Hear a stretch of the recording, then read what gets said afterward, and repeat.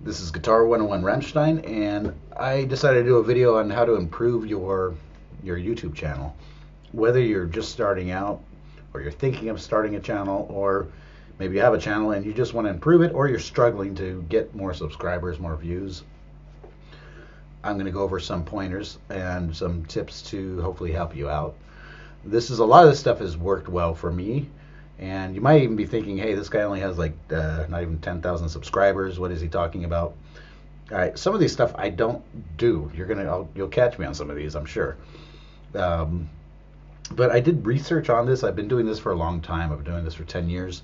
So I'm just kind of sharing what I've found to be helpful in helping the channel grow. The most important thing I'm actually going to save for last. So you're going to have to sit through the whole video to get to the most important tip I can give you. If someone wants to be a wise guy and put a timestamp to that part, I'll delete it really fast. So really, let's start out. I had to make a little list here to, make sure I don't forget stuff. But recently we had this new change with the YouTube policies for monetization. Now you have to have 1,000 subscribers and 40,000 hours of view time to be able to keep monetization or get monetization, which is, I don't think anyone's happy about that. I think anyone who posts that they're happy about it or makes a video that they're happy about it, they're either mentally challenged or it's clickbait, because I don't see why anyone would be happy about that. It's not really going to weed out useless content. I mean, we are capable of doing that ourselves, I hope. So I've seen a lot of talk about just, these videos are, I'm not the first one doing this kind of video. There's tons of these videos on how to grow your YouTube channel. Most of them I can't stand because it's like they're trying to sell you something, and at the end they're going to say like, oh, go to my website and buy my ebook. I never care. I don't know. When I watch a video where I feel like someone's trying to sell me something, it turns me off really fast. There's been a lot of cool ideas I've gotten thrown at me when I first brought this whole topic up with the new YouTube policy thing. A lot of people are saying like, hey, sub for sub, let's all help each other out, smaller channels out. That's great and all, and there's nothing wrong with that. Sure, it doesn't cost you anything to subscribe to someone. For me, I mean, sometimes it's a little bit like, well, I don't really want to subscribe to, for example, a channel on how to apply makeup because I don't care about that. It doesn't hurt me to subscribe to it, but at the same time, if I start getting notifications on my phone all day about, hey, they're live now and stuff, then I get a little bit annoyed with that. Bottom line, though, subscribing, that's not going to do much for you because you still need 40,000 hours of view time. I checked today, and I've like just not even, maybe a little over half of that in the last year. So that's a difficult thing. So we've got to look at ways around that, think around that, and what you can do to keep your channel growing, basically, and maybe try to improve things. Of course, having original content is gonna be, I mean, to me, that's valuable. It might not even be the best way to grow your channel, but that's going to keep your channel interesting. I really don't have to watch 50 videos explaining the same thing, and I won't do that. Most people won't.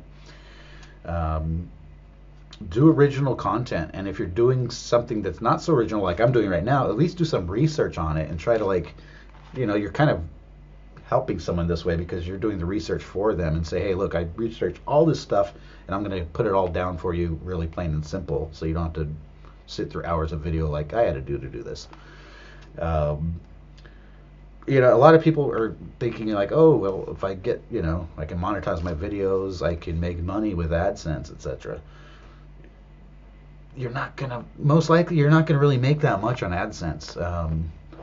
When my channel was at its prime, I think the most I ever made was maybe like 150 a month, and that was that was like the most. Normally it was like around 100, and sometimes I'd wait a couple months and it'd be like 150 or something. That was a while ago. Things have changed. That was before everyone had ad blocker installed on their browsers, and I don't know, I believe YouTube even changed the whole AdSense thing of what you earn on it. I don't quote me on that, but I think something happened with that because I haven't earned I haven't earned anything for a long time. Um, so don't really think you're going to earn a lot from AdSense unless some way you get like this crazy channel with the million subscribers and still you're not going to I wouldn't quit your day job right away. uh, One thing I'm guilty of not doing is staying active. If you're staying active and you're posting videos, not for the sake of posting videos, post stuff that's quality or useful or interesting. That'll help. My channel took a dive because I think the last couple of years I really wasn't posting anything. I kind of just left it. I didn't give up on it. I had other things to do, and it's not this is not my priority. Time is valuable to me, so I do this when I feel like doing it. But the longer I let it go, I think my number of subscribers went down, of course. That's normal. So, if you stay active, and I mean, don't stay active just posting nonsense. That's going to be annoying. But if you just kind of, try to at least do a couple videos a month, I think that's fairly active, or one a week. As long as you put something out there that's worth watching. Ask yourself, would I want to sit and watch this? And maybe that will help. One really good trick, though, because I started a new channel recently on fishing, and I've been doing it for a month now, and I've got 13 subscribers, so I'll put the link at the end if you want to subscribe. I need some subscribers for that. But really, if you're not into fishing, who cares? Why would you subscribe to that? But you can try it. Maybe you'll get into fishing. Anyways. Being interactive helps. That definitely helps. And by interactive, I mean not just answering comments. That can get difficult too, because if you get a lot of comments on a video, it's hard to keep up with them. Some of them, there's nothing to really answer. What can you say? Like, a cool video, man. And you're like, oh, yeah, thanks. Yeah, it doesn't take long to say thanks. I try to do that, but it's hard to keep up with everything. If there's a legit question or a good question, sure, I'll answer it. Sometimes I miss them. It happens. But I usually try to keep up with those. But also by staying active and just interactive, I should say. When you're watching other videos, the more you comment on them, maybe leave a sincere comment. Not just say like, yeah, cool video. Make it clear that, yeah, I watched the video, I got something out of it. Mention something that proves that you watched the video. Bring up give them feedback. The more you do that, the more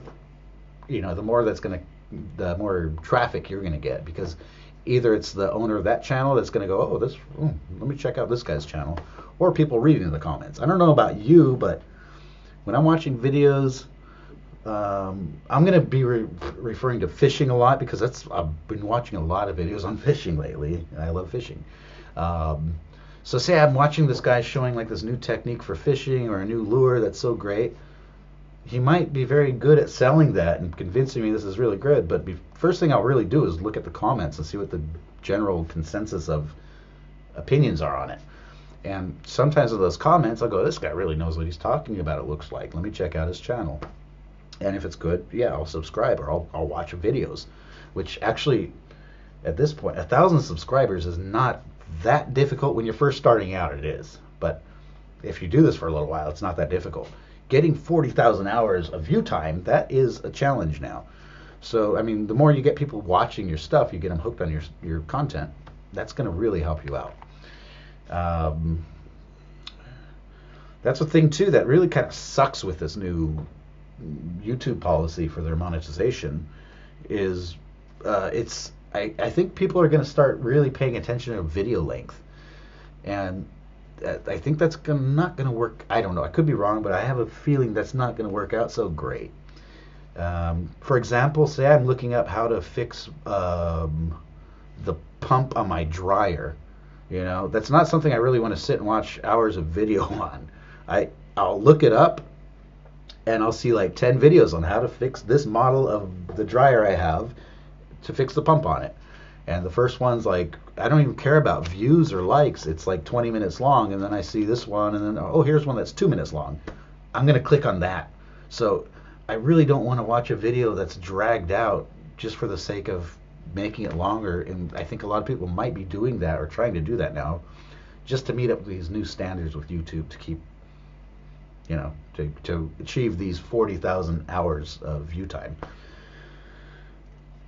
This is maybe a personal thing or opinion, but when doing videos too, don't try to sell yourself so much. A lot of people do that where they're like, it's like they're trying to sell you something, and it's for me, it's like talking to a used car salesman or listening to a used car sales person.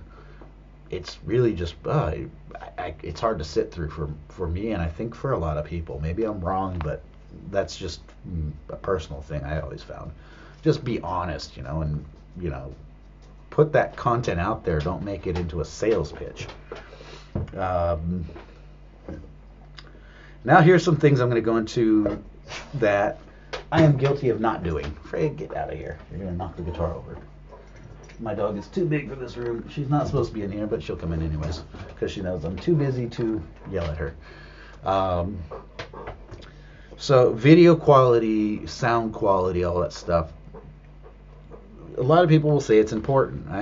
To an extent it is. I was trying to watch a video the other day of a guy showing how to tie a certain fishing knot, and the whole time he's like showing it like this with his arm in the way of the so it's like, okay, that's not good video quality. The quality of your camera, I guess it depends on what channel you're doing. If you're doing a channel on photography and you're using a outdated camera, that's relevant. For me, I never put that much money or thought into it. I like to just get to the point in my videos. The same goes for editing. If you edit your videos, you can make it cool with this intro and sound effects. There's nothing wrong with that, and it's not going to hurt. The only thing for me it hurts is it takes too much time. I like to keep things streamlined. My time is valuable. I don't want to spend all my time working on YouTube videos. I prefer to be working on music, recording or practicing or spending time with my girlfriend or my pets, or fishing. So I don't do much editing at all. Very, very little. It might improve things, but at the end of the day, I really don't care. I put the information in my videos that should be there. The sound isn't terrible. It's not great. The video is not terrible. It's not great. That's enough for me. But those things, of course, they're not going to hurt. It's just really, it's kind of like how much time do you want to put into it, and how much time is it worth putting into? Are you getting your point across? That's, I think, the most important thing. Another one is thumbnails. If you add thumbnails to your videos, a lot of people say it'll be more successful. And I've experimented with this, and it seems to make a difference. It makes it more tempting to click on. I probably should do that more. It's just another thing, because I'm terrible with Photoshop. I can make a thumbnail, and it takes me longer than I really want to. And I hate Photoshop, to be honest. I really hate that program. I gave up on it years ago. I've tried it millions of times. So it does seem to make a small difference, but I don't think it's, that's not going to be your golden ticket to making a huge YouTube channel. Really, it comes down to the content you're doing and the content you're providing. You got to think creatively, I think, too. Even if you're doing a video like I'm doing right now, I'm doing a video that 1 million people have they've done much better than I have, as far as it looks better and gives a lot more details or hints or tips that I'm probably giving here. But really, I'm covering the things I found useful out of that, but also just trying to think outside the box as much as I can. So sometimes I'll try to think of just new ideas of videos and see, has it been done before? Look it up. Has it been done before? Okay, it has been done before. How can I do it differently? So you're always, you're trying to always constantly think of new ways to keep things interesting and original. Even, there's strategical ways of doing things. That could be throwing a random topic video into your channel. This is a music channel, and I'm talking about YouTube channels in it. That works. What's crazy, it kind of drives me crazy. When I did this video, I can't remember, a week or two ago, on YouTube's new policies, right when it came out, I looked it up. I was like, wow, this is a big topic. And I mean, I didn't do it to take advantage of it. I did it. I was sincerely just not happy with it and like, what the heck? So, I did a kind of rant and rave video on it. And this is what's funny is that video has gotten more views than all the videos I've done a month put together. And it has nothing to do with my channel. I'm not saying just like take advantage of every current topic, though you could. It seems to work really well. I mean, if that's what you want to do, that would probably work. You know, whatever's a popular topic, there's going to be a lot of videos on it, but there's also a lot of people looking at it. So that tends to also kind of help. So if you kind of work strategically and don't do an overkill, you can use that for an advantage. Even this video now on how to make a YouTube channel better, stuff like that, to get more viewers, more subscribers. I could be wrong, but I'll probably get a lot more views on this video than the last video I did on how to solo on guitar, which I put a lot more work into. I'm just rambling at this point. But like I said, I'm just bringing up points that will hopefully help your channel if that's what you're trying to improve. So that's about it, really, what I wanted to cover. One more thing before I forget is this is an option. I mean, I just started to look into this, and it's something to consider. For me personally, it takes a little bit more time than I prefer, so I probably won't do it that much, but it's something to check out. If you go into your analytics settings under your Creator Studio, you can actually check out each video and the viewing statistics, so you can see when the viewers stopped watching that video. So maybe this one video, it's at the 5-minute mark or something, and that could be like, if you check it out and you look for a sort of pattern there. So maybe like every time my dog walks in and interrupts me, I see everyone like leaves the video. That tells me, okay, I have to keep my dog out, and maybe I'll retain the viewer for longer in my video. So that's another thing interesting to look at.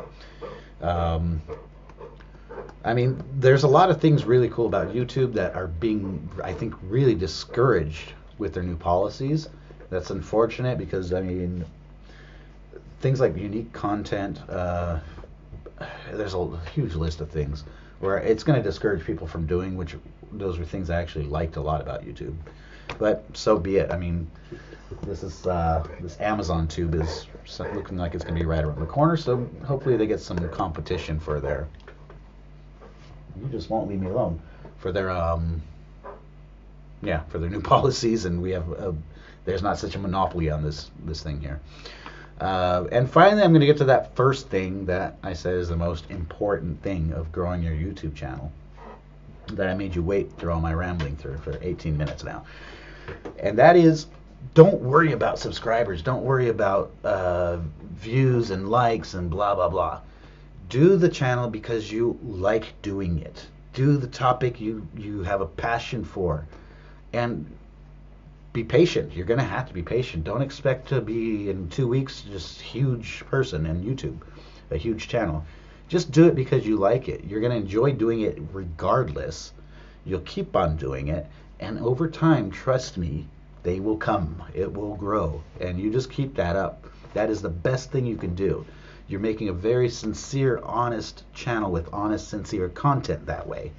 That's what I think most people really want.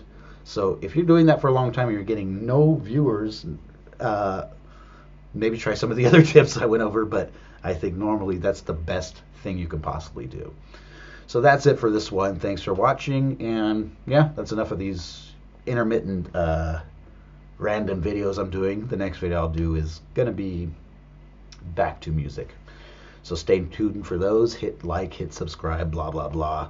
And, if you hit that little bell at the bottom right of your screen, you can be notified of my new videos. That always helps. All right, stay tuned for the next one.